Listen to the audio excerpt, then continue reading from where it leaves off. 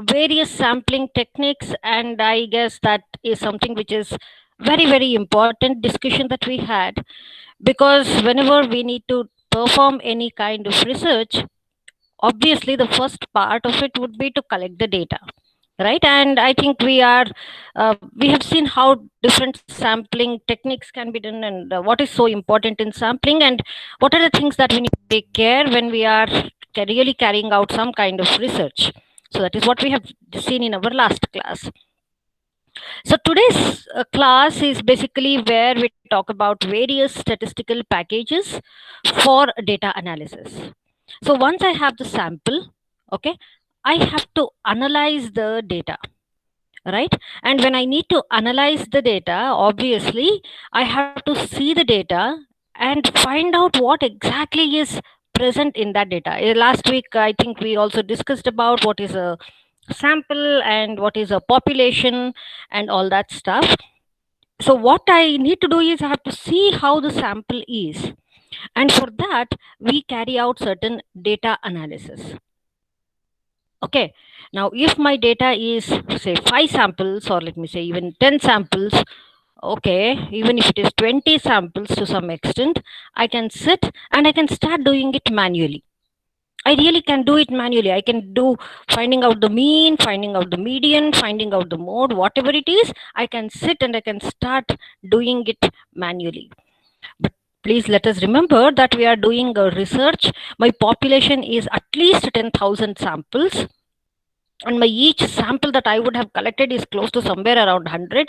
So if I have to sit and do it manually, it would take really a lot of time. So that is the reason why I have to have some kind of easier methods to find out something.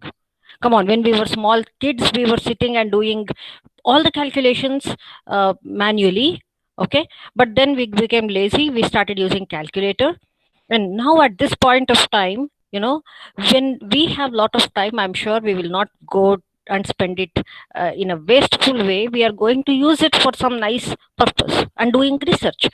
Okay, so that is why we need to have some packages, and in this particular session let us discuss about what are the data analysis that we need to do. That is the first thing, obviously, that I would be more interested to tell you. And then I will also give you an overview of all the statistical packages that we have, talking about all the advantages, the disadvantages that each one of them has, and also let me tell you how to use them to certain extent. Okay, but that would be slightly above the scope, because I cannot show it through this system. Okay, so that's the reason why I will give you the pros, the cons, and maybe we can discuss about them later. Okay, so shall we start with the data analysis?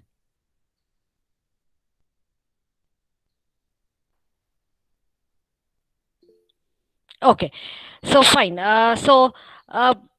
I think many of you were a part of this FDP that we had, and I'll just quickly tell you what exactly has to be done in data analysis, because that exactly gives you what kind of package you need to select. Okay, so when I'm selecting about my data analysis, the first thing that I would really want to do is some kind of analysis. And when I need to do some kind of analysis, it will always be, you know,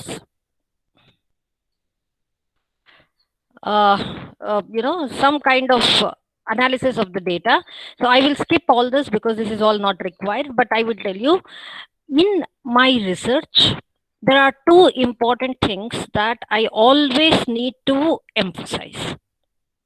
The first one is something where I describe the data. Please let us remember that when I'm describing the data, I have to tell how was the sampling done, which we discussed in the last class. And then from the data that I have selected, how exactly is my data? Can I summarize the data? If I say that, okay, Vanishri has this much of blood glucose, and someone else has this much, someone else has this much, is the data helpful? Why is the normal population interested to know what is the blood glucose level of Swanshri. It's not required. But if I say people living in Kumaraswamy layout have a average blood glucose level of somewhere around 100, pp postprandial, then people are interested to find out maybe the correlation between the sugars and the lifestyle and so on. So when I'm giving the data, no one would be interested in raw data. Raw data is something that I just collect the information from, and is very, very important. It's like gold for a researcher. But if I want to write it in my thesis or in my research paper, then it is of no use, because whatever I have to describe it. I have to summarize the data and tell it in a very easy form so that they can understand. And once I describe the data, the next one is something that we call as the inferential statistics. From the small sample, how can I put it on to the population? So population also has to do something there, right? I'm not involved only with Kumaraswamy layout living people. I'm interested in living in Bangalore, in Karnataka, say in India. So I want to infer it to a larger population, and yes, that is where I want to go for other statistical tools, which is called as inferential statistics. Okay, so let me tell you what is descriptive statistics and what has to be there. Always we need to tell how the sample is collected. I need to select and present the data, tables and the graphs, and then I need to summarize the data. Present the data gives me a visual impact of how my data is, and when I summarize the data, it is going to just give me one number, and with that number I'm going to kind of tell all the aspects of how my data looks like. Okay, so this exactly is what we call as the descriptive statistics. All this has to be there. Okay, so I will talk about all those things later. I'll talk about this estimation and hypothesis testing in our next session. But in today's session, let me just tell you that we have different types of variables. Like we have qualitative and the quantitative variables. Now, what are qualitative? They're going to give me or define me some kind of data. Say, for example, whether a individual is a male or a female. So it is not a number. It is male or a female. It's something that I have to sit and type. Why I am telling all this is because in the study packages that we'll have, statistics packages that we are going to type it as MALE or FEMALE, and that is what we call as the string characters. Okay. Now, it is because it's going to tell me a quality that my data has. Okay, so if my quality is can take only two possible conditions, we call it as the dichotomic variable. It will have only two variables like yes or no, male or female. Okay, so that kind of variable is called as dichotomic. And the other one is what we call as the polynomic variables. Polynomic will have lot of options. Okay, say for example, my favorite color. For me, it might be white. For you, it might be pink. For the other person, it might be gray. For the other person, it might be black, and so on. So we have different qualities that it can give us. We call it as polynomic variables.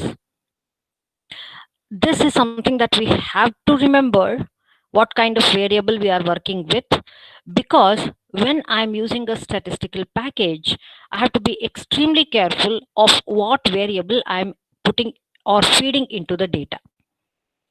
Okay, the second one is the quantitative data, where we have two types. Again, here we have discrete and continuous.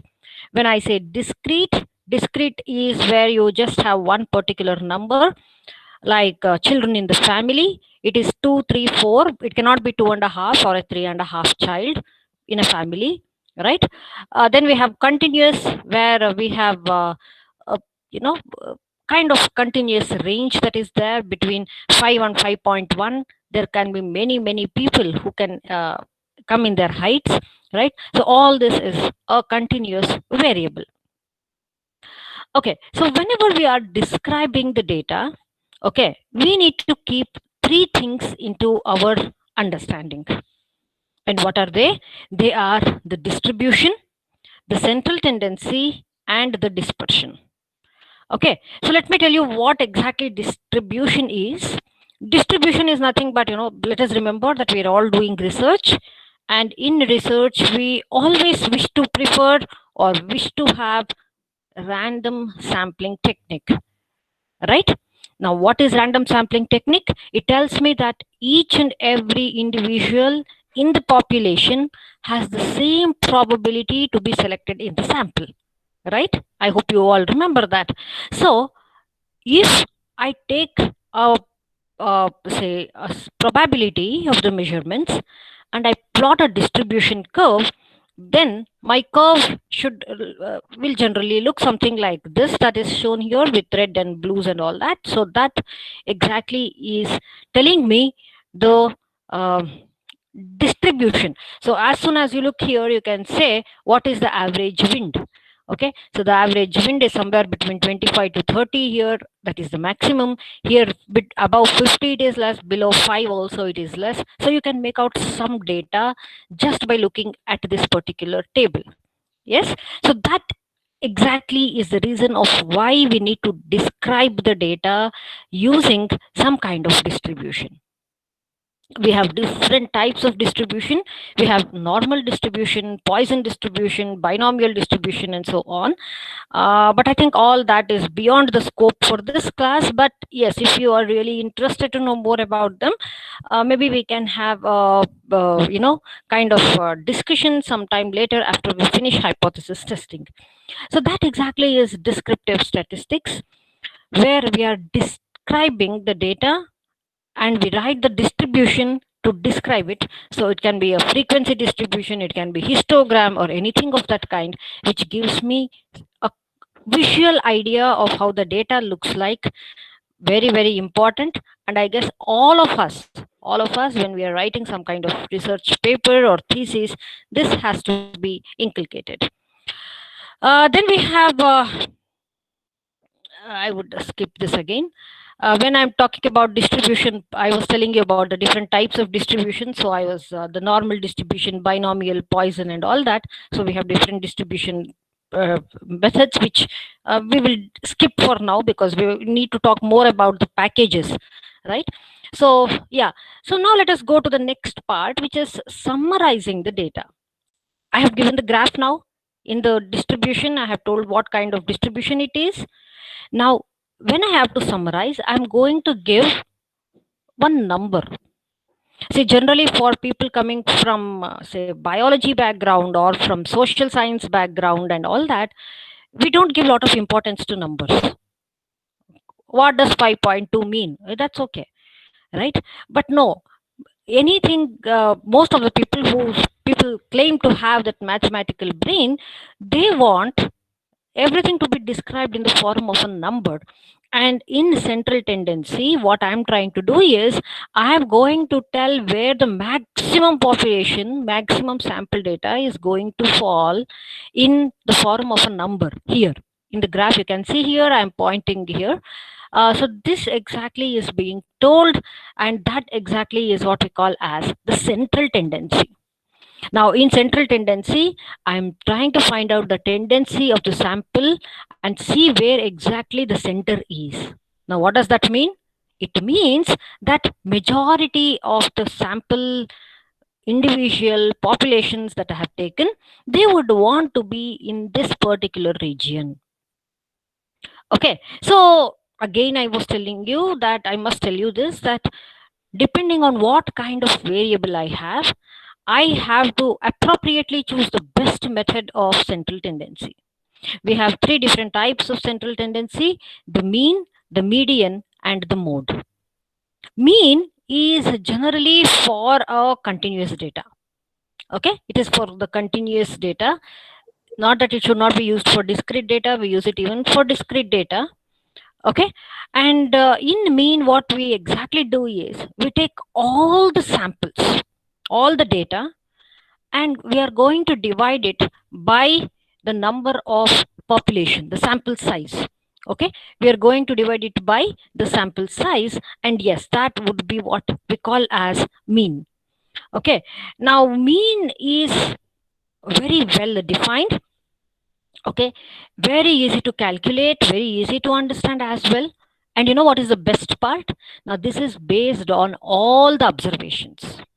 Now, this is something which we need to take care, because for certain studies, okay, I need to consider each and every sample very, very well and have to give the equal importance. So, yes, mean does that. And suppose I have mean, let me tell you, you will be seeing it later. I can do correlation, I can do regression, I can do whatever I want. Okay, and it is what we say for that is, it is, if I want to do any kind of mathematical treatment, yes, I can easily do them. Okay, and we also see that this is least affected by fluctuation of sampling.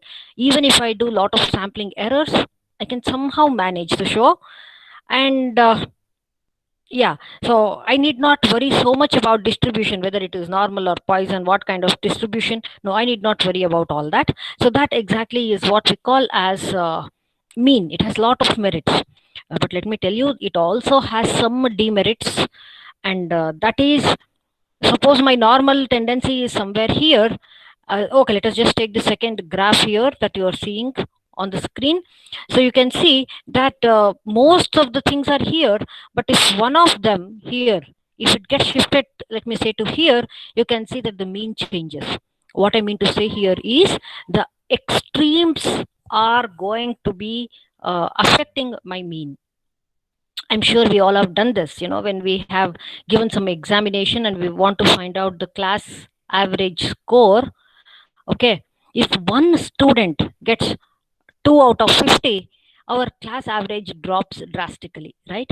So that affects our mean. So that is one biggest disadvantage of mean. And just by looking at the values, it is not possible to determine what the value of the mean is, right? And we can use it for quantitative data, but when we are talking about qualitative data, mean is generally not preferred. And if I want to represent it graphically, again, it's slightly difficult. So this exactly is what we call as the mean. Now let us talk about the next one, which is the median. Now in median, we see that we have all the values. The first thing is we have to arrange them in one order, ascending or descending. The mid region is what we call as the median. Again, this is very well defined. Okay, this is calculated easily if it is very, very small values. But if my sample size is, let me say, 10,000, arranging itself takes time for me, right? And you know what is the best part? Even if it is a qualitative or a quantitative data, I can very easily calculate median, and I can represent this graphically as well. But again, computation of this takes a longer time. And finally, we have mode. Mode is nothing but, the maximum occurrence. Okay, so it's very easy to calculate, and extreme observations does not matter. Again, I can go for numerical data, non-numerical data, and all that. But there is one problem. If I have mode, I can actually not carry out further mathematical analysis. Okay, in that case, I have to convert this value into something that can be further changed to a mathematical value. And many data will have not one mode, it can have two or three modes. So in that case, analysis becomes kind of quite complex. Okay, so this exactly is what we call as central tendency. Excuse me, ma'am. Yes, tell me. Ma'am, there's some disturbance with the mic. Can you just maybe keep it a little far, because there's some Okay. voice that is coming. Okay, is this better? Yeah. Okay. Am I audible now? Yes, ma'am. Yes, ma'am. Okay. Yeah. Okay. Thank you, ma'am. Yeah, thank you. So yeah, that was all about our central tendency. And yes, we need to choose one of the best central tendency for the data that I have. For example, if I want to find out the average height, I would go for mean. If I want to find out which population would go for let me say, branded Puma shoes, then maybe I can go for median, where I would try to find out which population has a higher income, and maybe I will collect this part of the graph which has higher population who always buy Adidas shoes. And when I'm talking about mode, I can always say that people would like to eat Arun ice creams. Okay, that would be mode. Okay, how many times people buy Arun ice creams, that would tell me that value. So depending on what my data is, I have to choose the perfect and right central tendency. Now, just by central tendency, I'll not be able to describe my data, because it is going to tell me only the peak. I also need to find out how my data is distributed. This part is also something that is more important, right? So I have to include one more thing, which is called as the variation. Now, there are different types of variations like range, variance, and standard deviation. So very quickly, I'll tell you the definition, and then maybe I will tell you, uh, you know, I'll come back to that. So let us talk about the range. Range is nothing but this lowest value and the highest value. I'll try to find out the difference, which tells me the presence of my entire population in this area. That is the range. Then we have something called as variance. You know what is variance? Suppose in this case, let me just, this is actually representing median and mode, but let me forget about that. Let me say red color is the mode, or let me say it is the median for me now. And let me say there is one sample at the green level. It is slightly away from the mean, right? Slightly away from the maximum point of average, right? Now, how much of it is away from the mean? Okay, if I measure this value and I'm going to tell it in some number, I'm going to square this. Okay, that would be variance, and the square root of that would be the standard deviation. So that exactly is going to tell me how each sample will vary from the mean or the median or the mode. So that is the range, the variance, and the standard deviation, which is nothing but the variance. So this exactly is so variance will tell me the average of the squares of the distance that each value is from the mean. Now, why do I need to square? Because it can be on the positive side or the negative side. I don't want the negative side to have an impact. So what I'll do is I will find the square of it. Okay, so that is the variance, and the square root of the variance is the standard deviation. Okay, so yeah, this I generally would not have told you, but since we are talking about packages, I thought it's quite important for us to tell you, because we have this kind of formulae for calculating variance as well as standard deviation. Now this seems quite very difficult, right? Yeah, if it is some 20 samples, I can take around 10 minutes to solve it. But if it is more than that, I have to just keep finding out the mean, x minus x bar I need to find out, its square I need to find out, its sum I need to find out, and I have to keep doing that. So we need packages. Anyway, so that is the first part of descriptive statistics, and I guess you have understood this part. Do you have any doubts with this?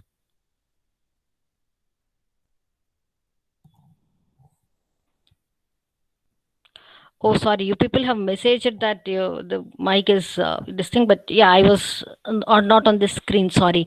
So, shall we continue with one more very, very important analysis that we need to do uh, in our study?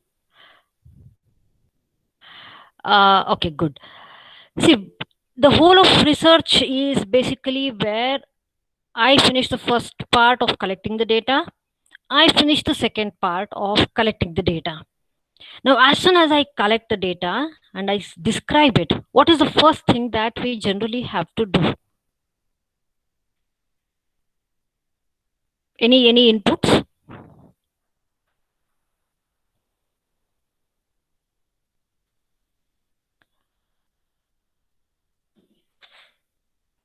So I have the data, I have collected. Yeah, I have to process or refine. Excellent. pre-processing, or if I want to call it, I can call it as cleaning the data. Can I call it as cleaning the data? So I have the data, I have to take the data. I was telling you that one data in the extreme end can affect my mean, median, or mode, so I have to change it. Or sometimes I have to there can be many data where it is not properly filled. When I give survey questionnaire, I will not have only one question, I will have 10 questions, and I need all the 10 to process it. But let us be honest, I don't think any of us will answer all the 10 questions, and that is a huge problem, right, for me to analyze. So the next step is something called as data cleaning, right? I don't have slide for that, it's better you write down. So data cleaning is something that is very important. uh, yes. So we need to find out if our data is nominal, ordinal, or ratio, or interval, and all that. Yes, we need to find out the consistency, remove redundancy, and have to process the data excellent. So that exactly is something which cannot be done manually, because we already have discussed in our FDP as well that when I'm doing that, there is a lot of bias and not at all acceptable, right? So I want, and also it is very tedious. Okay, so that is one biggest problem that we generally face, which is to clean the data. And most of the times we use statistical packages. I mean, one of the reasons why we use is to do all these aspects. I have the data. Now, to clean the data, which I call it as clean the data, which includes refining the data, processing the data, and then removing redundancy, filling in the blanks, I am going to use a statistical package. Okay, that is the first thing. The second thing why I need, one more reason why I need to do is, when I start my research, frankly speaking, I will not know what kind of statistical tests I need to do. I mean, I will have a vague idea if I'm a statistician. Oh, yes, I have to do this t test, then this F test, and then this is what I get, and this data can be interpreted like this. But let me tell you, in each and every process that I collect the data and analyze, I am going to make mistakes, or I might not get the results that I expect. Most often times, that is what would happen. And yes, what should I do then? Then I need to sit at that particular time and find out how my data is and how I should change it. Okay. Now, that requires one very important aspect, which is, choosing the right sample size. Right sample size is very important. Okay. We discussed about sample size. We discussed about the sample size, and yeah, when we discuss about the sample size, we need to know uh, whether 30 is enough for my work, or 300 is enough, or 30,000 is enough. And when I'm doing that, I do not know what tests I apply, and I don't have the proper statistical sample size. And for that, again, I need to use a right statistical package. So why do I need, at least till now, why do I need statistical sample package? It is to first tell me the sample size. It should also tell me and describe my data. Now, once I select the data, once I collect the sample, and once I describe the data, what exactly is the next part of my study? My next study is to find out any relation exists between the variables. You agree with me? So I think we discussed about this too in the last class. Suppose I water the plant and the plant is growing. Plant growth is not controlled by me, but how much water I put to the pot is controlled by me. So we have something called as the dependent variable and the independent variable. Independent variable is the growth of the plant, which does not define. Uh, 1 second. Hello.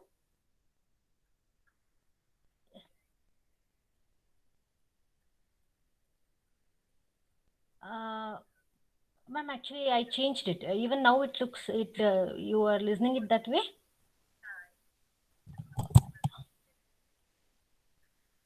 Oh.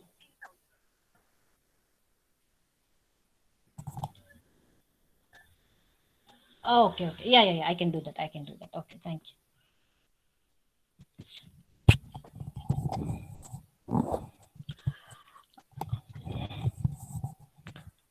I think my voice should be quite audible now.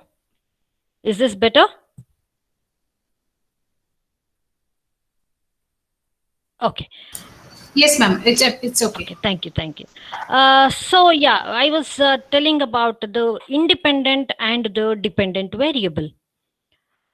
Okay, so I put water that I'm controlling, so that is a dependent variable, and then we have independent variable, which is the plant growth. Now, as a let me say, as a biologist, I will say there is some kind of relation. But why should you people believe whatever I say? Now, that is when I need to do one more important test, which is called as correlation. Okay, we need to find out the relationship between various variables that we have taken for our study, which is called as some kind of relationship that exists, and that exactly is what we call as the correlation studies. Correlation study, whether I want it or not, depending on what the variables I have chosen. Okay, what variables I have chosen, I have to use it in my study and find out if there is a relationship that exists or not. Let me tell you one secret here. You tell the correlation or the regression value, the number value, people will really appreciate the whole discussion that you would write in the last part of your research. So that is the best part of doing a correlation or regression studies in our in our research. So let us quickly find out what correlation regression is, so that we can discuss about packages just after that and choose one of the best package. So again, I will not be telling the history and all that aspects of correlation and regression, but let me tell you what exactly they mean and why we need to do that. So this was again given by a person by name Galton. I'm sure we all of us biologists would know them because he is uncle to Darwin. So what we're trying to do in correlation is we are going to give a relation between two variables. Most preferably, we would say that there should be one dependent variable, one independent variable, and we need to give their relationship. But again, let me make a correction of the statement I just told you. It need not be all the time. Sometimes I make a relation between two independent variables, two dependent variables. I'll be giving you some nice examples maybe later. So these variables will keep changing together, and we try to find out them. Say, for example, there is various kingdoms here, sorry, various countries here, and we're trying to find out the female to male earned income ratio, estimated ratio, and yeah, these are the values here. So what I try to do is I try to draw a line here and see how the things are. Percentage of seats in the parliament is kind of dispersed. Okay, so this kind of relation is what we call as correlation. Is there a relation between income, uh, between the ratio of male and female to that of seats owned in the parliament? We don't know, but this is what exactly I see. And does this make any sense? Looks like, everything is kind of plotted, scattered here. Yes, so there might be a relationship. Okay, and then we have a graph here. So you have IQ and income, you can see that the line is pretty much straight. So maybe income does not play a role in determining our IQ, looks like. So what we try to do here is we try to give a number which ranges from -1 to +1. Okay. Now this value which is between -1 and +1 will tell me whether the numbers that I have considered is having any relationship or not. If it is having exactly good positive relationship, like what, if I increase one value, the other one also will increase, that value, that correlation value will be given a value of 1. Suppose one increases, the other one decreases, inversely proportional, the value will be -1. Okay, now why I am telling this is many times when we carry out the correlation coefficient, we might get values like 4.5, 8.2, and all that, quite possible. But you should know, if we get values of 8.5 or 8.2 or something, either the application of correlation is not done properly, the formula is not entered properly, or what would have happened is the data itself might have some error. In that case, we need to recheck the data and see that the values are between -1 and +1. Now, the value of this indicates the strength of the relationship. So, yeah, so you can see that there can be two types of relations, linear relations and curvilinear relationships. Anyone who is doing physics PhD would generally come across curvilinear relationships, but otherwise, most of the times you see that we have a lot of linear relationships that we check in for. So if it is going like this, x is increasing, y is also increasing, I get points all moving, ascending towards in this direction, I call it as a positive relationship. And if it is going like this down, where x is increasing but y is decreasing, we call it as an inverse relationship. Okay, so that is a linear correlation. If I see all the points close to this line, we call it as a strong relationship. Whereas if I see the points dispersed throughout, we call it as a weak relationship. Okay, so this actually has no relationship because they are pretty much straight, so that it has no relationship. And so yeah, if my correlation is 1, you can see that my value goes like this, all the points spread on this line. If it is -1, inversely proportional, you can see that the line comes down like this. Okay, but you can see how the values kind of keep on dispersing. Okay, keep on dispersing to give me a value of 0.8, 0.4, 0, -0.4, and -0.8. So we can see all this. Anyone who has done the CD4 CD8 ratio, and anyone who has used FACS, I'm sure we all would have come across this particular aspect, right? So that is the positive correlation which we just discussed. And this would be a negative correlation. So this would be a perfect positive correlation. You can see that I can draw a straight line here, and this would be a perfect negative correlation. I can draw a line down the slope like this. uh, let us just remember that when I have correlation, I think when we were students also, we loved to do this because we learned correlation for the first time. We were very happy to do and find out the relationship between all the variables that exists. Like, I was doing one experiment on planting, and planting the plants with water, the amount of water that I add and the number of marks I would get. Okay, now, is there any relation? Obviously not. Or let me say, we have something like eating ice cream consumption and drowning deaths. Now, at least here we have some logic that is given, but we should always remember that just because I can get a value of 1, it does not mean that there is a perfect relationship between those two variables. We have to be extremely careful about that, because in our discussion of thesis, we should always write about the logic behind why we did a correlation between two variables. Okay, so that is one very important aspect that was told, that I wanted to tell you. Now there is one more important aspect. Okay, let us always remember that correlation is not causation. Okay, if I have one correlation plus one, it does not mean that because of this is happening. We cannot say that. It is not causation.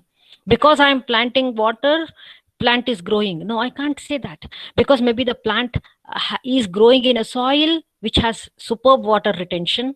It might get enough sunlight, or it might have enough soil nutrients, or it might be because of various other factors. It might have a good temperature or good season and all that. So all these are very important. So correlation is just going to tell me the relationship. It is not going to tell me about the causation. Okay, and this is something which we have to always remember and make it a point in our discussion. Okay, so I'll just skip this, and yeah, there is one more very important thing. Whenever we do correlation, we have taken the values, right? That is how I find out. Okay, now the values is not of the entire population. I have taken a very small sample, very small range, and that range is always changing the correlation many times. So we have to be extremely careful about that. Also, many times we see very much like our mean. If there is one value which is like this here as an outlier, we can say that it might change the value of my correlation. So these are some of the limitations. So how do I calculate the correlation coefficient? We do it by one value which is called as R value. R standing for Pearson correlation coefficient. And how do I do that? This is how I get, where SS is nothing but sum of squares. Okay, sum of squares. I told you why we need to take the square, right? So how much it is going away from the mean or median, I do that, but it can be plus or minus. So I take the sum and then take the square root of that. So here we have the values of that kind, and that exactly will give me a value which is called as R, which value can be from -1 to +1, and that is going to tell me how the variables are related, whether they have relationship or not. Okay, so that exactly is uh, correlation. Correlation basically tells me if two variables are related. If they are related, what is the strength of the relationship? Okay, but now I'm going to do one more analysis which is called as regression analysis. Now, what is regression analysis? Always let us remember that I have taken a very small sample size. It's not complete population. Now, if I want to find out the value which does not come under the sample that I have selected, if I change the value of X, what would be the value of Y? If I want to do that, I do something called as the regression analysis. Okay, basically regression analysis is nothing but trying to find out or giving the values for both the values of X and Y and giving it in the form of an equation. Say, for example, I'll just give you one example, very stupid example, but yeah, this is a good example. Suppose I'm doing the survey, and I have realized if my population size is 1,000, in that 1,000, number of people who use greens as vegetables every day is 40%. Okay, now what would happen if my population size increases by 2,000? It has to be 40% only. Number of people will be doubled. It remains 40% only. But I have to show that using an equation. If I show that using an equation, I call that as regression analysis. Okay, this might all look complicated as of now, but if you are from science background, it would be easier, but let us not worry about that definition.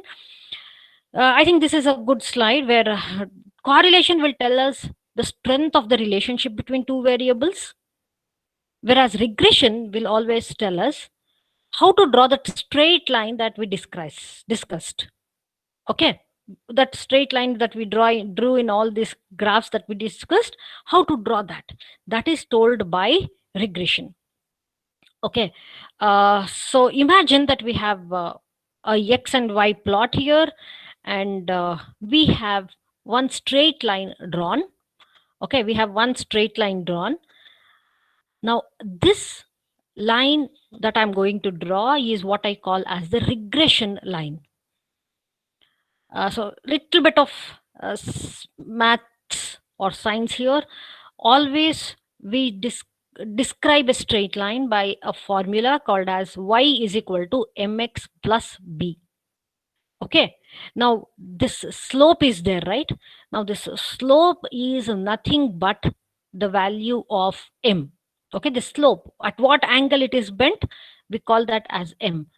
And you know what, in regression, when I find out the sum of squares and all that, this exactly is what I'm trying to find out. Okay, and you know what is this? This is the y line, and this is the intercept whose value is given as b. Okay, so y is equal to mx, where m is the slope, x is the x value here, and b is the y intercept. So this exactly, if I can write my line and describe it in the form of y is equal to mx plus b, it is called as a straight line or a linear line. Okay, so what does this mean? Let us not worry about that. Okay, what I am trying to do is this. Okay, we try to calculate something called as the best fit. Now, what is best fit? I am going to draw a line. Don't worry about reading that, you might get confused. But let me just tell you here, and it will be easier for you to understand. So I just draw one line where I have some kind of values on x and y. If I draw a line here, you can see that all the lines will not fall on this line. Why? Because the correlation is not 1. It might be 0.8 or something, or 0.6. I don't know. Okay. Now what I try to do is this line falling on the white line? Is this dot falling on the white line? No, it is slightly away. What about this? This is slightly farther away. What about this? Totally away, right? This is slightly away. This is slightly away. This is in the positive y direction, this is in the negative y direction to this line. So what I'm trying to do is I'm trying to find out how much away it is from the line. Okay, I'm going to find out this point, how much away it is from this line, this point, how much away it is from this line, this point, how much away it is from this point. I'm going to take the sum of all that, first square them and take the sum of all that, and I'm going to tell the line which would be proper. That is the reason why I calculate the value of m. Okay, now this is finding it kind of complicated. I understand that is because this is something which generally we do not study unless and until I'm studying statistics or I'm studying mathematics. Okay, so this kind of seems quite complicated to understand. Just imagine, now I have 10,000 samples and I need to find out the best line that can pass through this, having the least sum of square difference. I think I would really stop doing my research. Now that is why I need to have a package. Anyway, now what I do is I need to find out y hat, and I need to find out the values, and this is the equation that I would get. Okay, the value of x, the value of y, their summation and all that. Now it seems very, very complicated, right? Now this complication can be resolved by using a statistical package. Just to give you one example here, there is one simple data. I took this data because it is easy for me to explain. Uh, so we have final grade in the course, the CGPA or whatever, or SGPA, and then we have the number of hours spent studying. Do you all agree that if I study more, I will get good grade in the course? At least that is what, as teachers, we all want to assume. Anyway, so if I try to find out a correlation, I can see, at least to look at, I can see that there is some kind of straight line that I can draw here, right? There is some kind of straight line. Okay. Now, if I draw the straight line, okay, I can see that my value can be written something like this. And if I try to find out a correlation for this is the straight line. And if I try to find out the regression value, I will get an equation something like 59.95 plus 3.17 into study time. Now, this equation is something that is very important for me, because in this case, I have only people who study from 2 hours to 10 hours. Suppose I have a student who studies for 12 hours. What would be his final grade? The data is not showing me. This is what happens in our population. My sample might not have a person who studies for 12 hours. But if I want to calculate, I can very easily do that. 59.95 plus 3.17 into 12 hours. And his SGPA would be something like more than 94 or something. Yes, that would be his percentage. A person who does not study at all, 0 hours. Now, according to our logic, we know he fails. But however, in this case, it does not, because we see that value would be 59.95 at least. 3.17 into study. So study is 0. So we can keep this as 0. And he gets somewhere around 60% if he does not study. So this is the use of carrying out the regression. Correlation will tell me that there is relationship. Regression will tell me and give it to me in the form of an equation to tell me the exact relationship. If I change X, how much Y will change. Okay, so that is the regression analysis that we carry out. So there is one more example, the SAT score and the love for math. Okay, so we can see that there is actually no relationship whether we love math or not. It's not that we love SAT score, we love, or we can clear SAT. Okay, by the by, this is a real data that was taken. Okay, so this is actually done by a few people who always give out these kind of graphs. And yeah, so this is a simple linear relationship. And yes, this is all about our correlation and regression. So do you have any doubts with this part?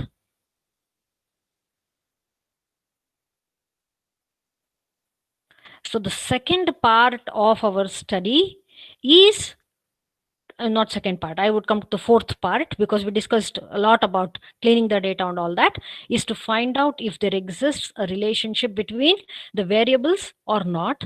If there is a relationship, how much it is.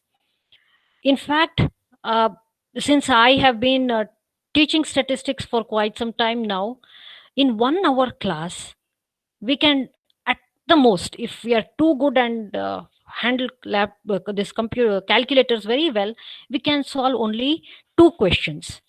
And the size of my sample would be, say, 10 or 15, not more than that. But in my research, it is just not possible, right?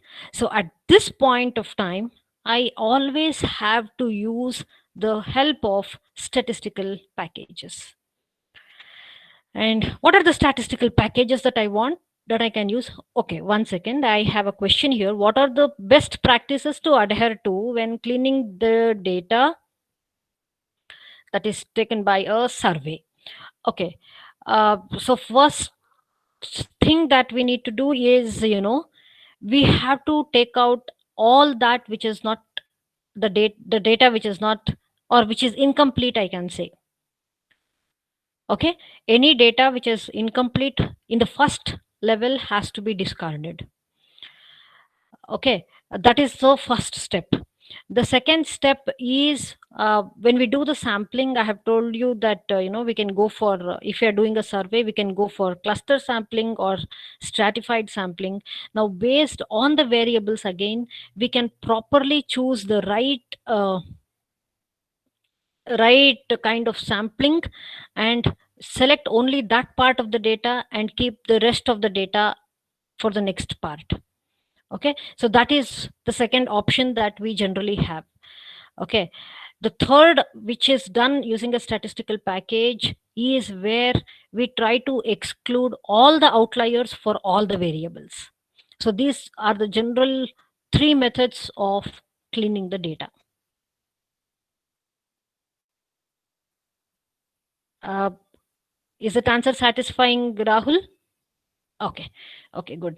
Okay, so let us just see what would be the statistical package. Frankly speaking, if I'm a very good statistician, I can manage with a calculator, given I have lot of time, but not possible, right? So let us keep that aside. The next one is that we have so many packages available in the market, and many times it becomes very difficult for us to choose one of the best thing. Let me tell you here, at this point of time, we just discussed about regression. Actually, we have many more tests to do. Okay, in fact, this topic is best suited after we discuss about hypothesis testing also, but nevertheless, because it is given in this week, we will discuss about it. See, after I do the correlation and regression, what is the next part? Please remember, in the whole process of research, I am trying to say that my hypothesis is to be accepted or it should not be accepted. So I have to carry out various other tests.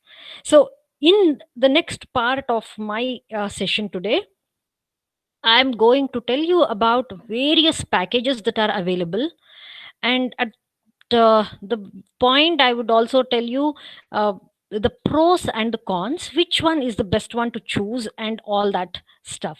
Okay, but before I proceed further, I just wanted to ask you if you have any doubts still here with respect to describing the data and then correlation and the regression analysis.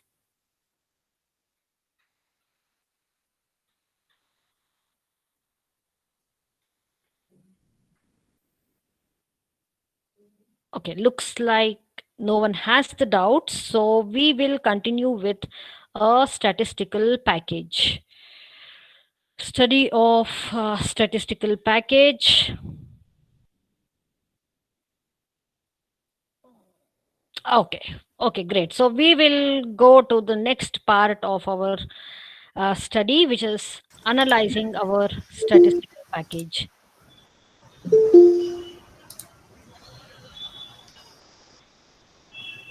It's all clear. Thank you. Okay.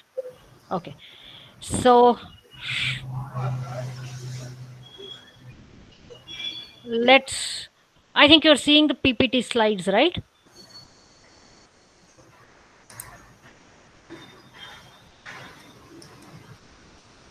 Okay. So let us talk about the various statistical packages that we have and why do we need to do this. At this point, I assume that you fairly have a knowledge of what we do before we actually do the hypothesis testing. And in the meantime, I will also tell you what are the various tests that we carry out to carry out the final statistical hypothesis testing. Now, one thing is for sure, the whole of having a software with us has helped us to carry out our research extensively. Now, why is that? I think when you people had this FDP, you would have come across this aspect of, how 25 to 30 years back research was being done. If I wanted to have one paper, I had to go to IISc, sit there, study, check out for the paper, and get the Xerox copy of that, and then make a study. Thankfully, now we have the use of internet, and we have extensive database.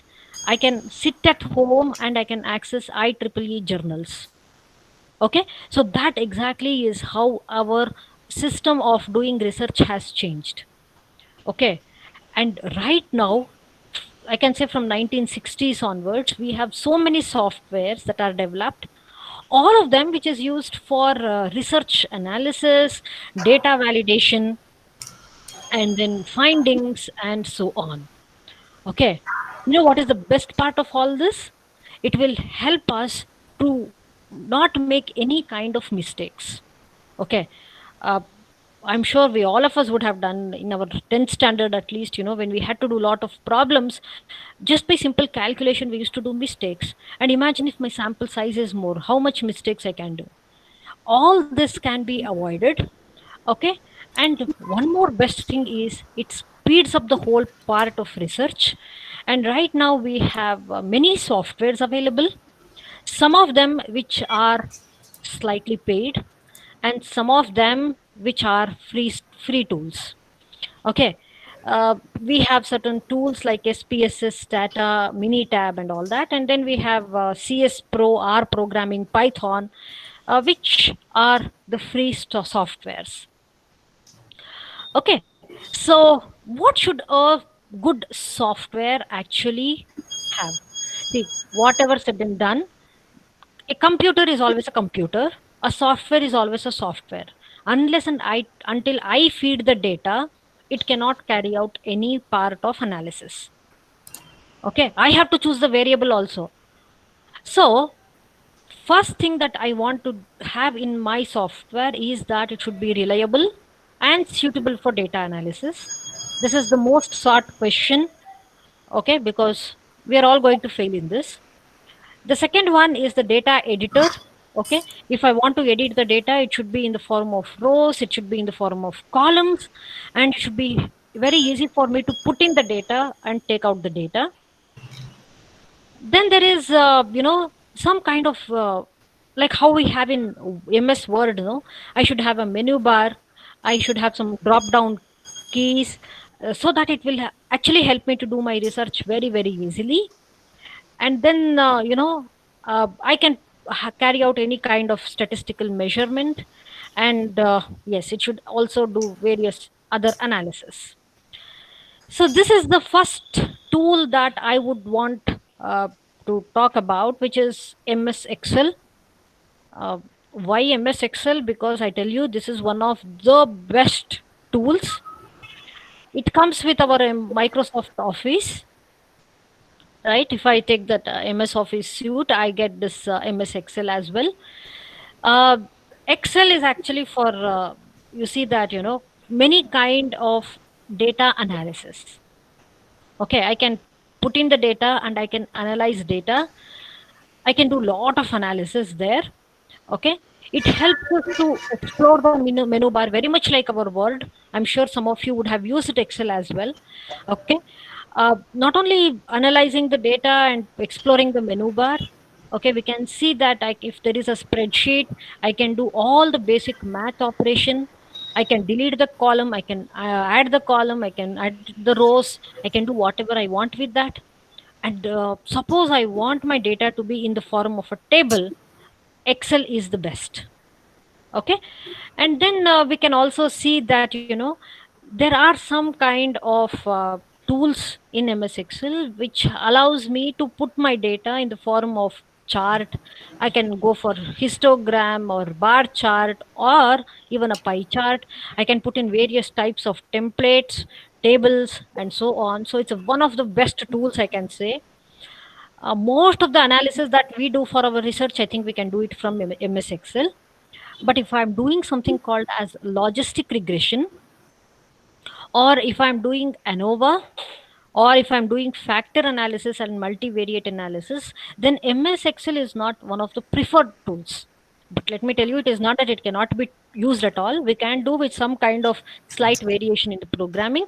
But yes, we can always do, but this is not a preferred tool. Okay, so that exactly is what MS Excel is all about, and I'm sure all of you would have worked on that. Okay, and yes, this is easier. Uh, just like MS Excel, there is one more. Yeah, one second, I forgot to tell you where to get MS Excel. If you have Microsoft Office suite, you have MS Excel already present there. In fact, the recent versions of Microsoft has many of these issues addressed there about the logistic regression, survival analysis. Certain analysis can also be done. So then we have one more statistical tool, which is called as the G power. Okay, now G power is nothing but a tool which is very much similar to our MS Excel. Okay, I can calculate something called as statistical power. You know what is statistical power? Any idea what is statistical power?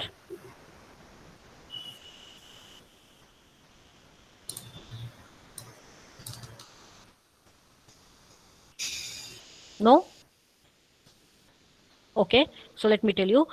I was telling you about the sample size, right? If I have 30 samples, okay, what are the tests that I can do? And what is the power of my sample on the statistical test? That is something which is very, very important. And thankfully, G power helps us to do that. Okay, now I can calculate various values like t test, f test, chi-square test, and so on. F test, t test, chi-square test, all these are the tests that we do for hypothesis testing. Okay, which I will tell you in our next class.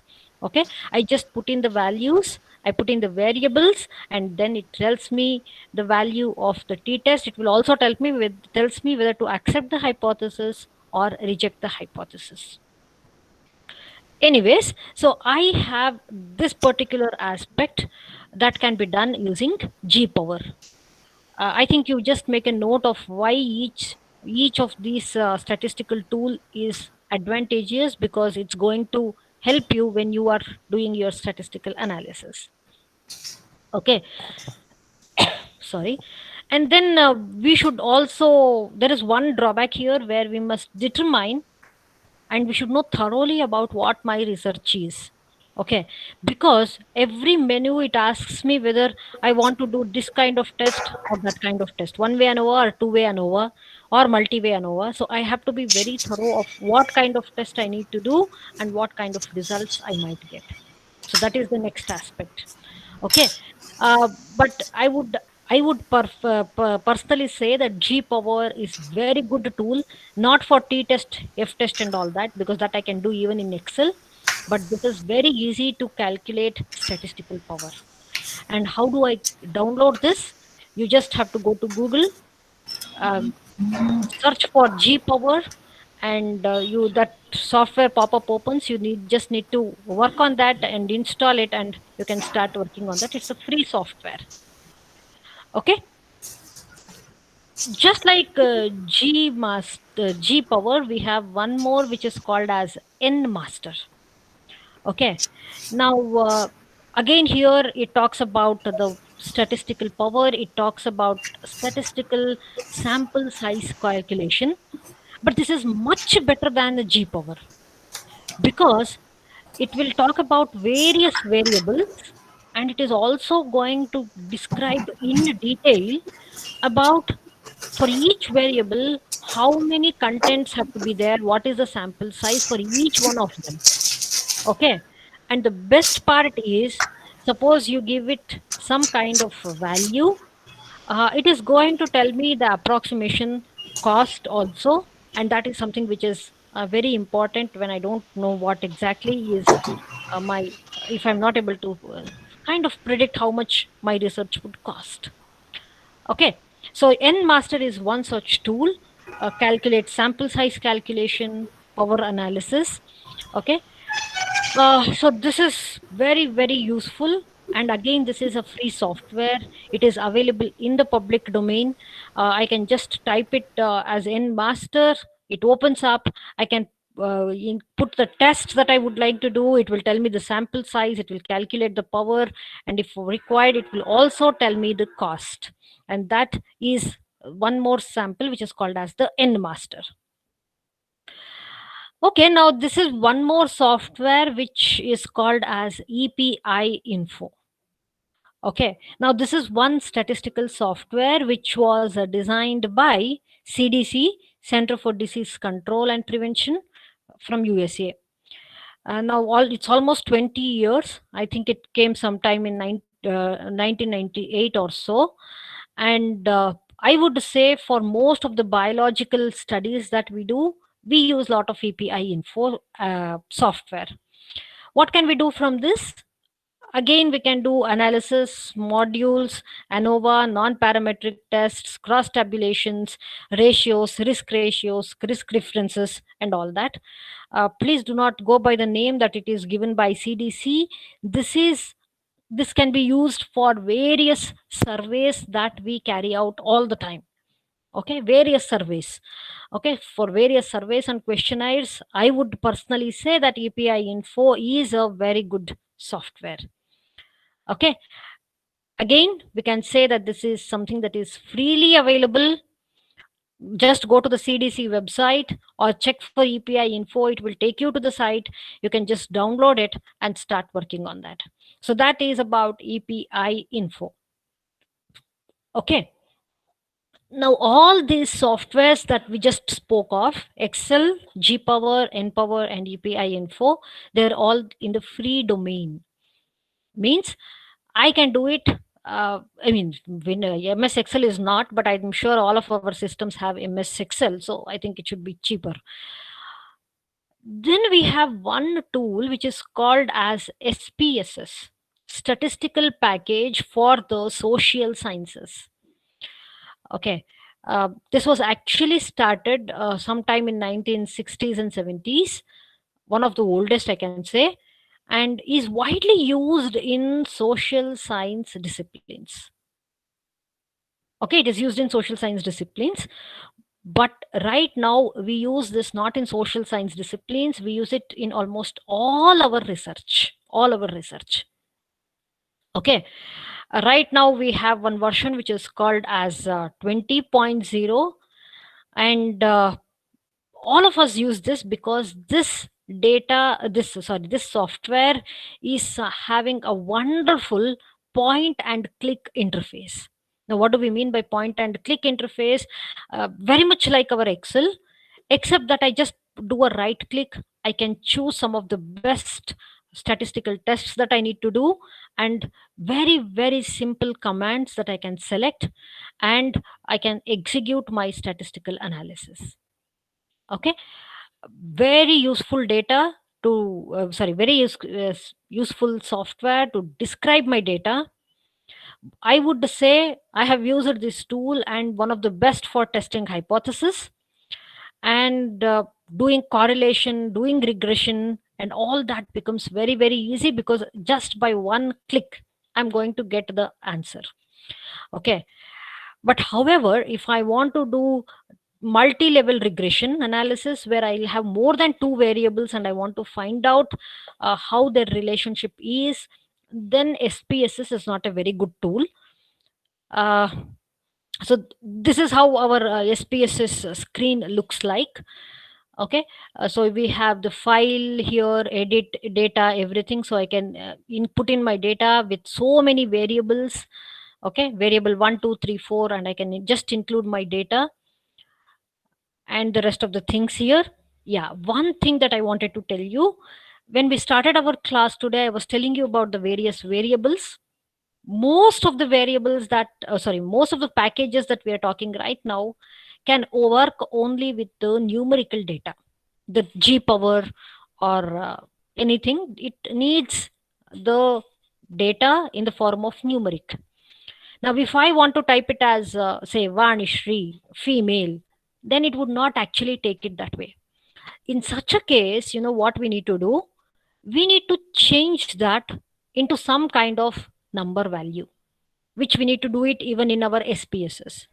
Say, for example, for male, we can give it as 1, for female, we can give it as 2, and do the statistical analysis that I need to. But one thing is, we need to make very sure of what 1 represents and what 2 represents. So that exactly is a prerequisite for carrying out any kind of analysis that I'm doing it in Excel or SPSS. Okay, but when I'm talking about G power N or even EPI info, then I cannot use this as well. It has to be a numerical value. But here I can always convert it into some kind of numerical value, give a code and label it and carry out my analysis. So this is how my SPSS looks like, and you can see that there are so many add-ons that I can add on, and there are so many different types of graphs that I can get. Okay, I can analyze, I can click on this analyze, I can get whatever data I want, and so on. So one of the best tools, I can say. Unfortunately, it is paid. Anyway, so here we can say that, whether it is string. When I say string, it is like I was telling you, male or female, but I'm going to put it as some kind of code. So then if female is 0, so that is what I write here. Then I'm going to analyze the data, and it will tell me what kind of value it is, what is the role, and all that. Inputting the data is very very easy. Suppose I have it in an Excel sheet or anything, I can just simply say go to import. I would say here, so I can go here, file, and then import data, and all the data with all the variables comes into this Excel sheet, not Excel, SPSS sheet. Okay, so like that, getting the data inside is very easy. Suppose I have all the time in the world and I have not written it anywhere else. I mean, I've written it in a diary but not in the system. I can sit and type everything. That is also, that option is also there. So I can do that. So uh, this is widely used in industry, perfect for any survey data that I have. Okay, because cleaning the data becomes quite easy here. Okay, uh, then it is a menu driven software, like I showed you how to choose the menus and all. Okay, output and graphics are very well, very beautiful datas that we get. And then we can, because it is in the form of a worksheet and we are used to work in the form of worksheets, it's very easy for me to label them, code them, and have different variables, do different kinds of analysis. However, anything comes with cons, right? So here we have that there is, they say it's limited options for analysis, but I would say for any kind of research that we are doing by surveys, questionnaires, interviews, SPSS should really work very well. This is one drawback. It can analyze only one data set at a time. If I'm doing multiple research, then it would not be a very good idea to use SPSS. Okay, and yeah, but this is not good for sample size calculations. Okay, this is not good for simulations, this is not good for power analysis, complex modeling, and all that. So yes, these are the drawbacks that we have with SPSS. But at least I would say SPSS is a very good software. And yeah, I think as a research scholar, you people should try it out. But yeah, it's not cheap. Okay, it's you have to get the software. Then there is one more which is called as PSPP. Okay, this is very much like SPSS, but this is a free software replacement for SPSS. It's exactly the same. Okay, this was released in 2014, and everything is the same. He has just written few other alternative algorithms so that people who cannot buy SPSS can work on this software. Okay, basic set of whatever I can do from SPSS I can do here. Very good for regression, reordering data analysis, chi-square tests, and all that. But whatever drawbacks we have for SPSS, we see even in PSPP. Okay, because I cannot do multiple analysis simulations, I can't do all that.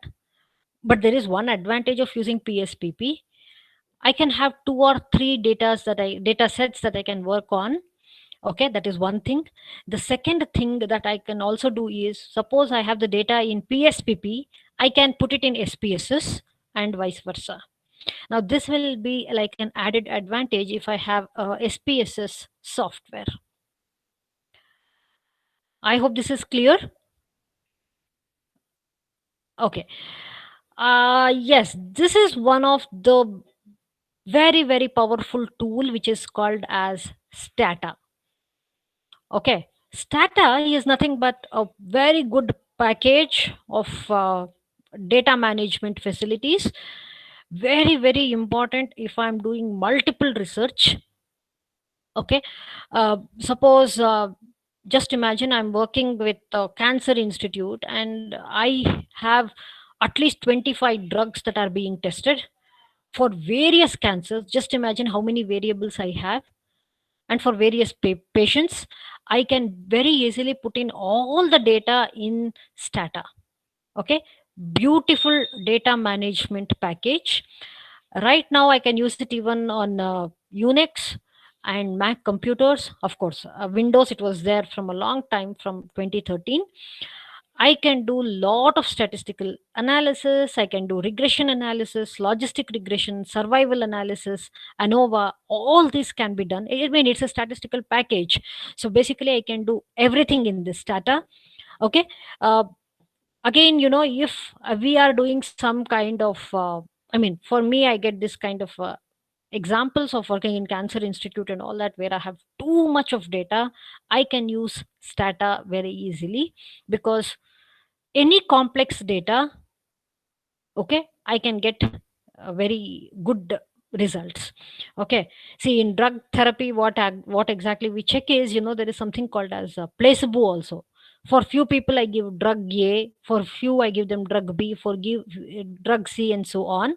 And for some others, I will not give them drugs at all, I'll just give them some sugar coated tablets which does not have anything other than glucose, and I want to find out the effect. So if I have so many drugs with one control like placebo and all that, Stata is a very very good and preferred tool. Okay, this is used in industry, it is used in academics, it is very very flexible, highly customizable. Okay, uh, and I can say that every few months they have an update which gives kind of all the recent advances that's happening, wonderful graphics and all that. But now comes the problem. It is a scripting programming language. What do I mean by scripting? I need to write a code for that. Okay, and yeah, when I have to write a code for that, I have to be slightly technically more advanced. That is the biggest problem.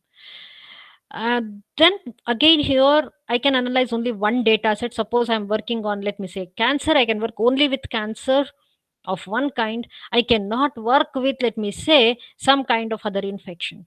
So only one data set, whatever is the data size and whatever is the number of variables, I can really work very well. But if it has more than one data set, I cannot work. And it is not suitable for large data sets. No, this large data set is more than 1 lakh. So for our studies, it generally comes into picture. uh, Quality assessment and improvement cannot be done very very well, but actually speaking, we can do to some extent. But the problem with Stata is, because we cannot do design of experiments. The design of experiments, it is always better we go for SPSS, but not for Stata. Okay, because design of experiments and their optimization is not very very clear. So that is about one very important tool which is called as Stata. So the next one which we discuss is something that we call as Minitab. Minitab is again, one of the best tools. Every tool I'm telling best tool. Okay, like this is the best meditation technique. People say that, right? Now I'm telling you like that, but it actually depends on what your problem is. Okay. However, let us talk about Minitab. Minitab is one software which is widely used by educators. Okay, if you need to teach statistics online, we use Minitab. It is used by students, scientists, everyone, almost everyone. Okay, and we say that this is one of the oldest softwares. I'm sure anyone coming from engineering background, they would have learnt about this Minitab in their college. Okay, we can work on PC, we can work on Macintosh, we can work on Linux and many other platforms. Easy to use software, and even now this remains a popular choice. just because we have a lot of familiarity with Minitab. It has very much like our Excel, you have drop down menus, it has dialog boxes, and in fact, it will also tell us what to do next. I think for anyone who is not a hardcore statistician but want to do statistics for their own research, this is the best thing because it will actually tell us what is the next step.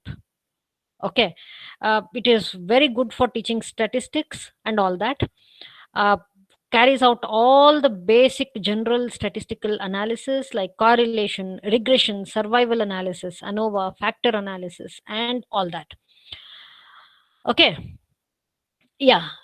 So then we have one more important thing that I would want to tell you here is that, Minitab, I was telling you what to do next, right? Suppose I am stuck somewhere in between. If I just ask for help, it will kind of give me a graphical representation or a picture of telling me what is the next step that I need to do. Okay, so very very useful tool that way if I'm learning statistics.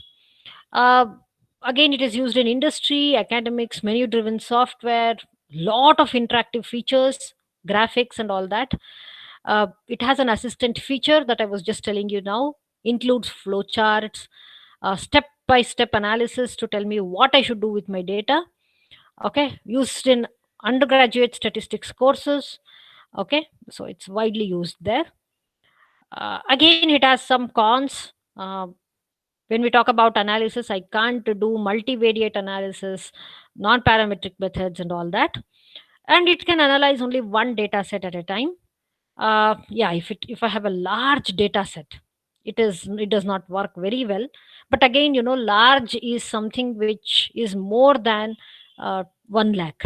Okay, so I think for our research purposes, yes, we can always use it. uh, but sometimes we think that it does not help me as much as other packages do. When I say other packages, it is like SAS or SPSS. So that is about our Minitab.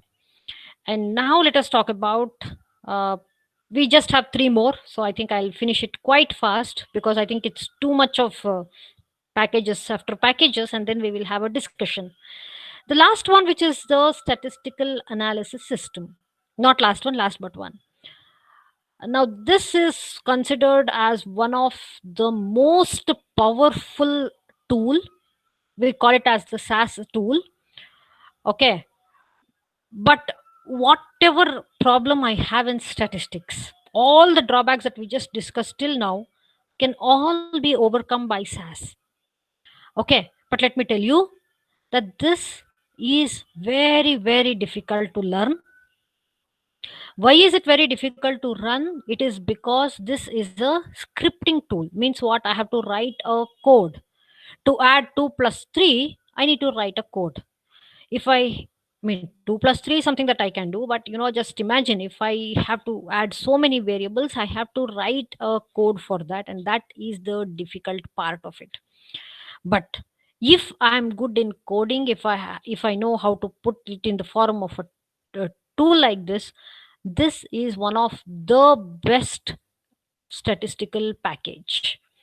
Okay, this helps me to manipulate the data, which is very very important because all the data cleaning comes in that manipulation, and it performs all the data analysis that I need to do. Okay, but the problem is this: if I'm writing a SAS program and I do a mistake, in the initial learning process, obviously we do make mistakes. It is very hard to find out where we have gone wrong, because one semicolon missing, gone. And one simple mix, I just change the lines, you see I get a completely different result. And so I have to be a very skilled person to write the code. That is the first thing. To understand and to write the code, it takes a long time, but once I write it, it becomes very very easy.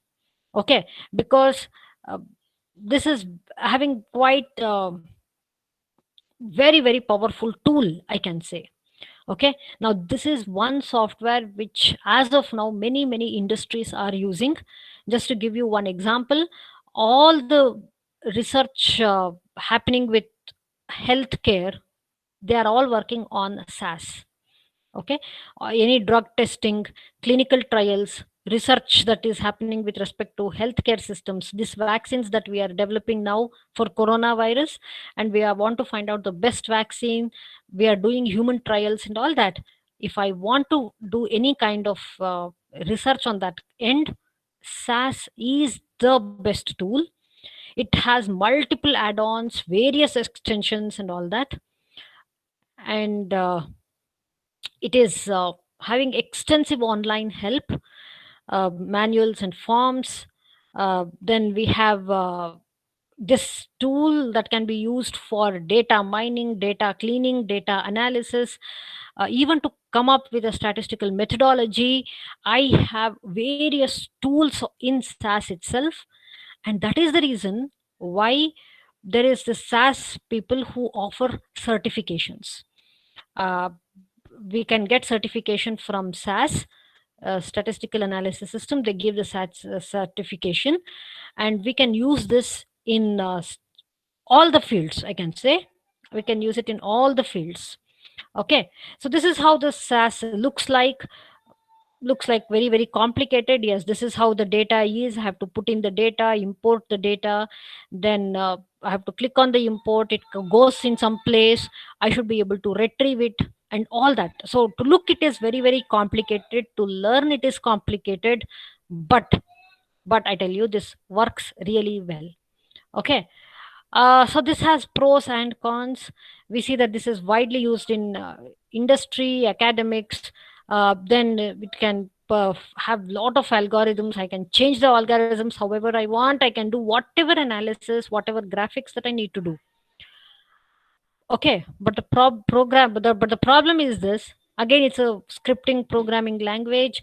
So if I want to do 2 plus 3, I better use calculator than going for SAS. Okay, if I want to do simple analysis, we always prefer MS Excel or SPSS, but not SAS. So that is the cons. So that is about SAS. So just to tell you here, we have different types of SAS certifications available. Anyone who is interested to do SAS certification, you can just go on SAS, and there is lot of help available. You have base SAS, one of the basic statistics that you can do.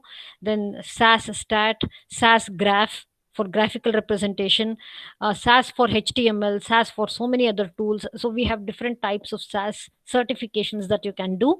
And yes, SAS is a wonderful language to learn. At least we enjoyed when we were learning SAS, because it gave us a completely different idea of how to think in terms of statistics. Okay, but if we are not learning statistics for statistics sake, we are learning statistics to solve a research problem, I would say not to go for SAS. MS Excel, SPSS would actually suffice. So let us go to the next one, which is R and MATLAB. I think I can add one more here, which is Python. These are the recent, I would say, statistical packages: R, MATLAB, and Python. Very rich statistical system. The best part about all these three is that they have superb libraries. Okay, and that's growing every day. I can check in, I can do a lot of research that I want to do. Okay, uh, see, many times in our models, or sorry, whenever I'm in my research, I have to come up with something called as a model. Okay, so what is the model that exists? I'm sure physics people here, mathematics people here, they would appreciate the beauty of why there is a model that is required. Okay, so model is something for us to simulate our results, and model is something which helps us to understand our research better. Okay, this is something that we generally use in basic physics, maths research, sometimes even chemistry. And anything that is slightly abstract, we want a model.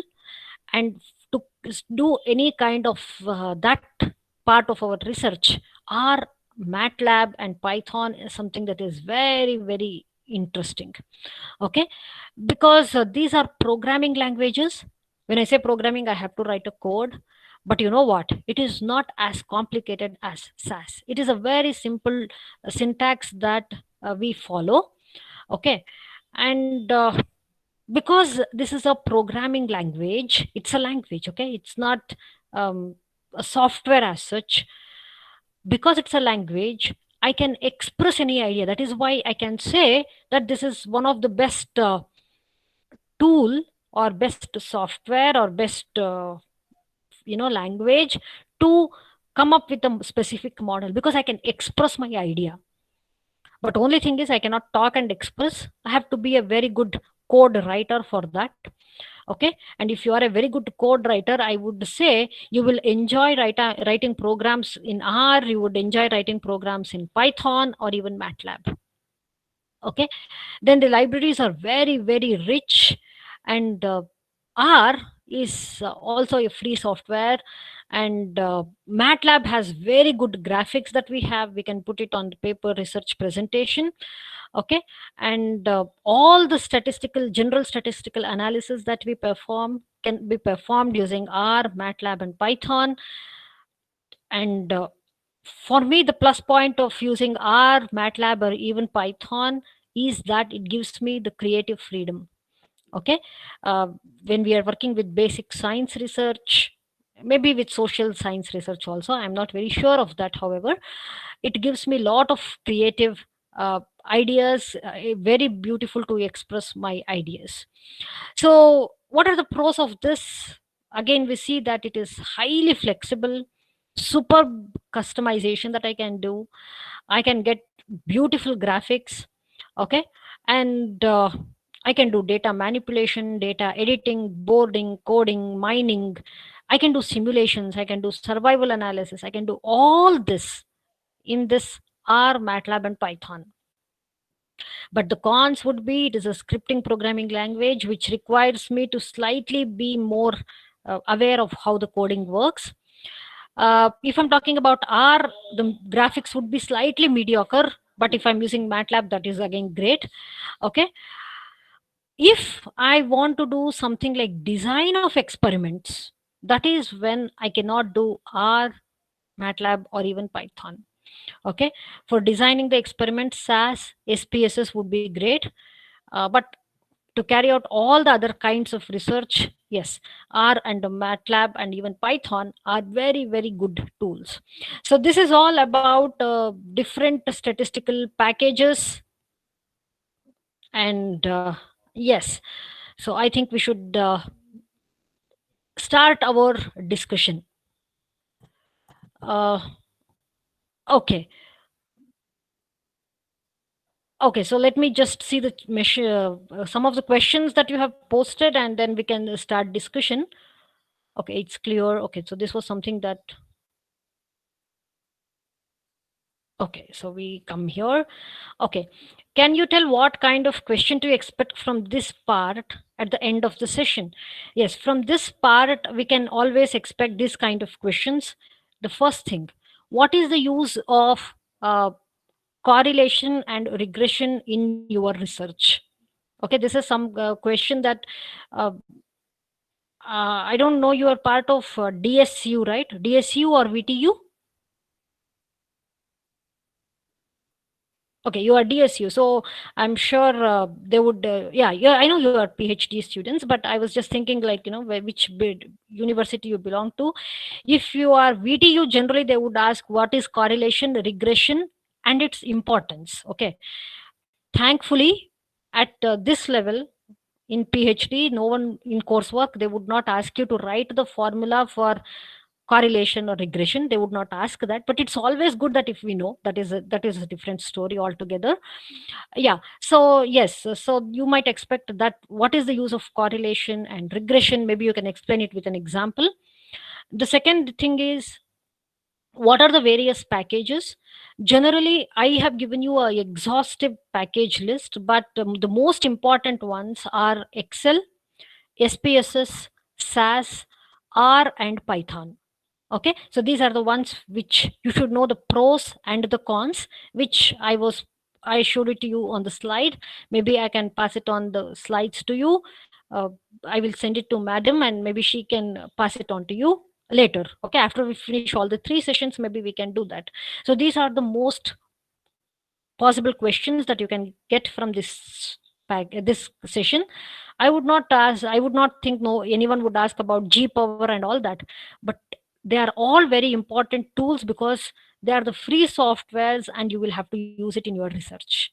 Okay, you need to use it in your research. So be aware of what those tools are, because suppose later when you start the field work, you need to collect the data and you don't know the sample size, just go check in G power, it will tell you. Okay, so that way it is helpful. For the examination point of view, these are the 4 softwares that's important. Okay. uh, okay, so is PSPP open source? Yes, PSPP is open source. Yes, PSS is not. PSPP is open source, and PSPP is easily manipulatable also. I mean, you can easily download and you can work with that. Okay. uh, okay, so is Minitab free? Yes, Minitab older versions are free, though I'm not aware of whether it is the recent version is free, but I guess Minitab is free and you can actually check it out.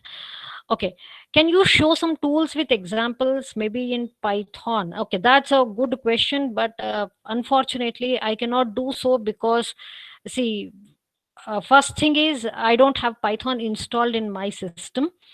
Okay, I could have shown you SAS, but again, the SAS version I have is not on this system, so it's very difficult for me to show you. But maybe when you are doing some kind of research, you want the tool, maybe I can try out if I can help you out there. Okay. uh, I don't have Python with me. I mean, I've not installed that yet. I have SAS, I have SPSS 20, both of them which are quite easy to use.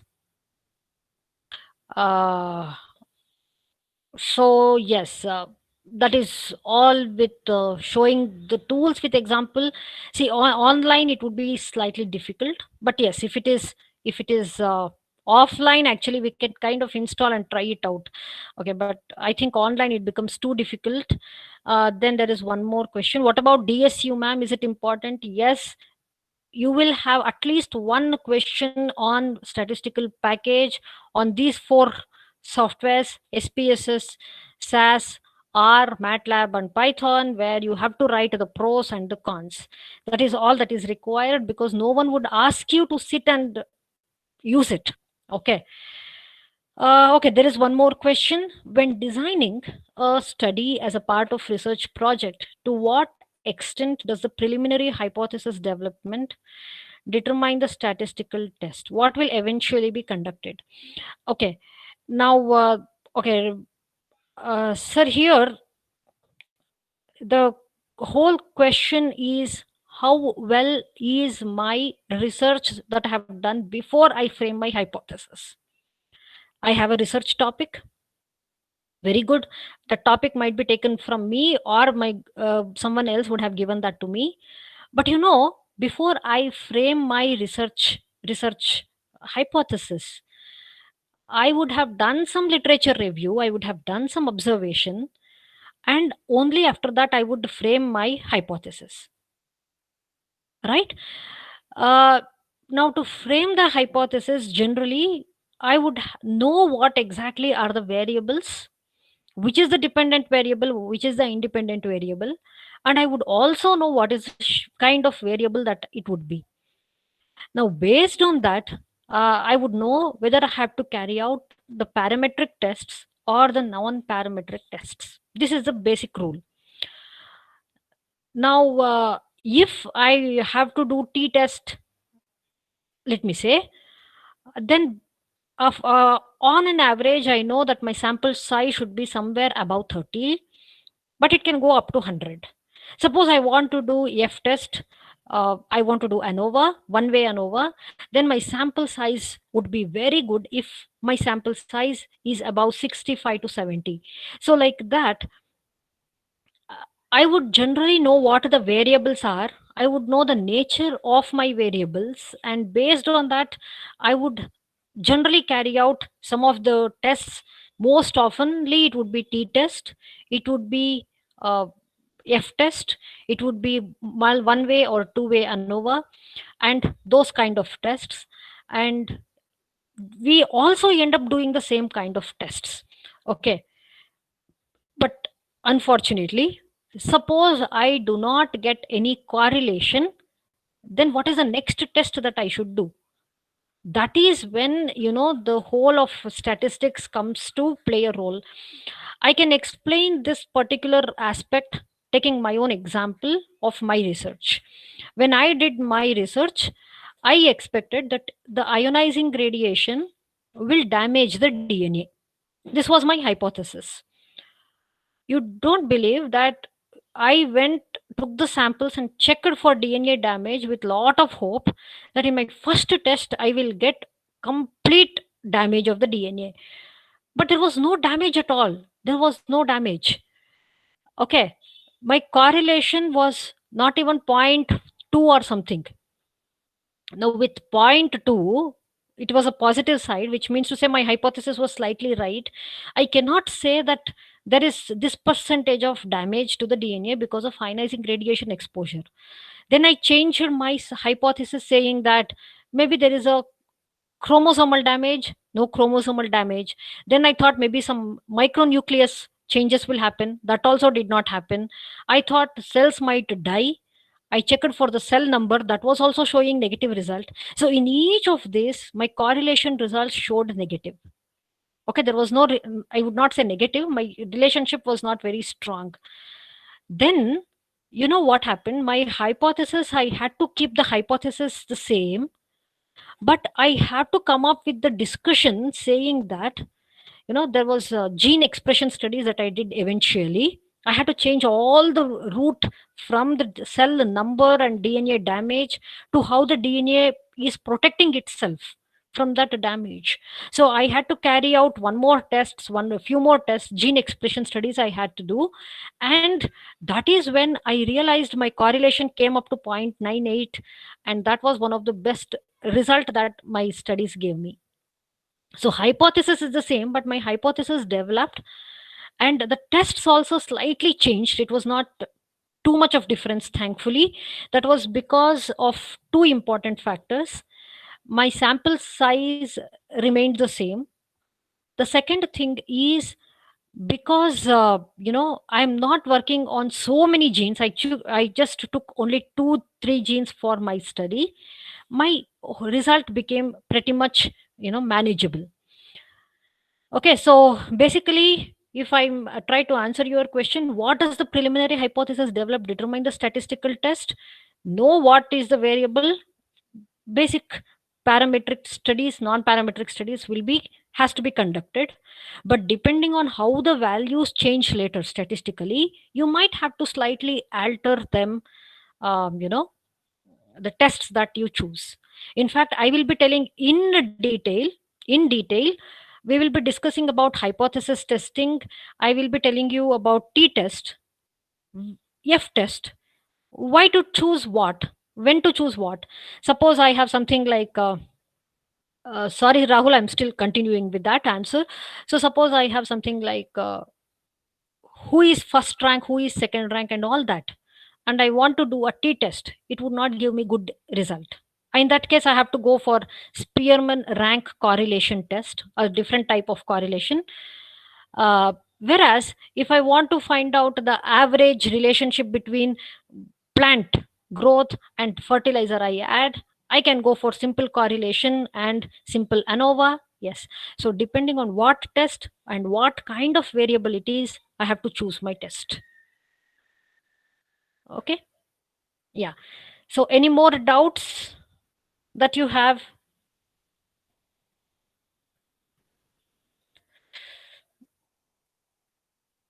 Uh, It actually, we can do some part of it in SAS, but I'm not very sure if it is there in all the statistical packages. No, Graph, Pad, Prism, no, it does not actually.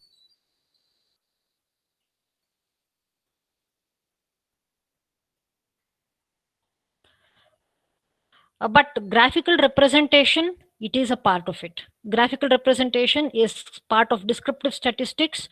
Whether I like it or not, I have to describe it in graph. I have to represent it in the form of a number, mean, median, or mode, and I should also tell them how the data is dispersed by talking about the range and the variance and so on. Okay, good. So, any more doubts here?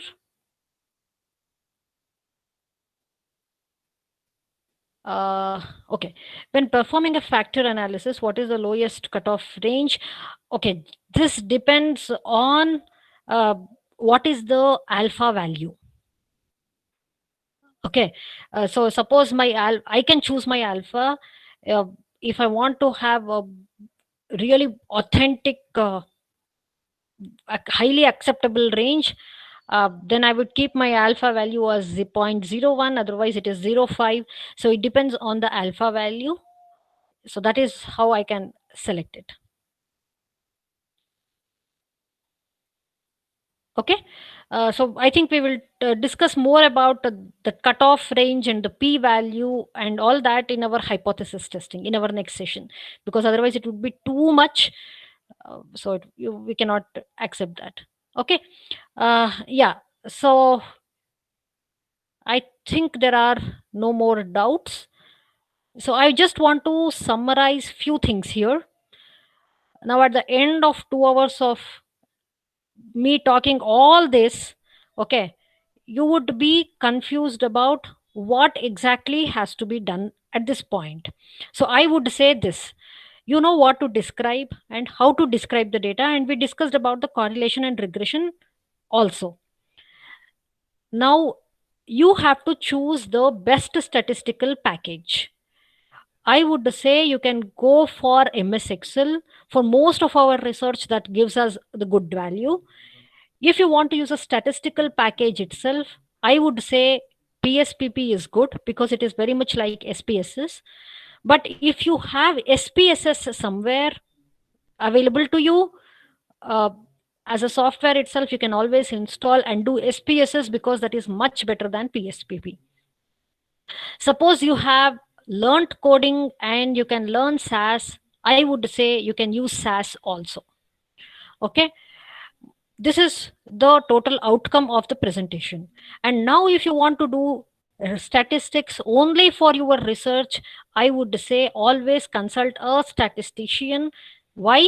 Because this kind of gives you a complete detailed analysis. They would do it in and out thorough values, and they would also use SAS or something like that, give you the data as it is required. And if you are preparing and learning this part only for your exams, learn these 5 packages thoroughly: SPSS, SAS, R, MATLAB, and Python, with the pros and the cons. And yes, that would be excellent study material for you. And yeah, for your exam, I have told you, for your research also, I have told you. And if you want to pursue your passion, if you have interest in statistics, I have told you what you should do. So this is all about today's session. So I think it was helpful to you. Any doubts in this? Again, we will be meeting next week and we can always discuss in detail. Okay, so let me know what exactly do you want, anything else. Okay, so shall we end here? In our next session, again, let me tell you, is very, very important, because we'll be discussing about hypothesis testing.